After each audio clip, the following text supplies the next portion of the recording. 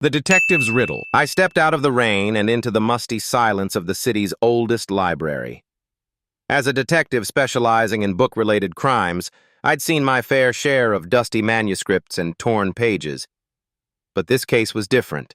A rare first edition of Pride and Prejudice had gone missing, and the owner was frantic. I approached the circulation desk where a bespectacled librarian looked up from her book. "Ah, Detective Thompson. I'm Emma, the head librarian. We've been devastated by the loss of our Jane Austen." I flashed her a sympathetic smile. "Don't worry, Emma. I'll do everything in my power to recover the book. Can you tell me more about the circumstances surrounding the theft?" Emma nodded, her brow furrowed. "It was early yesterday morning. One of our readers, a young man, came in looking for the book. He said he had a meeting with our acquisitions committee later that day and needed it for research. I gave it to him, thinking it was a legitimate request." I nodded thoughtfully.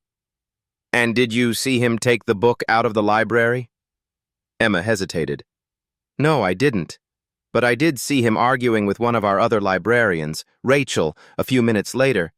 They were in the stacks, huddled together, whispering." A spark of curiosity ignited within me. I had a feeling this case was going to be more complex than I'd anticipated. As I began to investigate, I noticed something peculiar. Rachel, the librarian Emma had mentioned, seemed overly nervous whenever I asked her questions about the missing book. And when I spoke to the young man who'd borrowed the book, his alibi checked out. He'd been at a coffee shop across town, sipping a latte and working on his laptop. But something didn't add up. I decided to pay Rachel a visit, hoping to find out more about her conversation with the young man. As I entered her office, I found her surrounded by stacks of papers and books. She looked up, startled, and I could see the flicker of fear in her eyes. "Rachel, can I ask you something?" I said gently.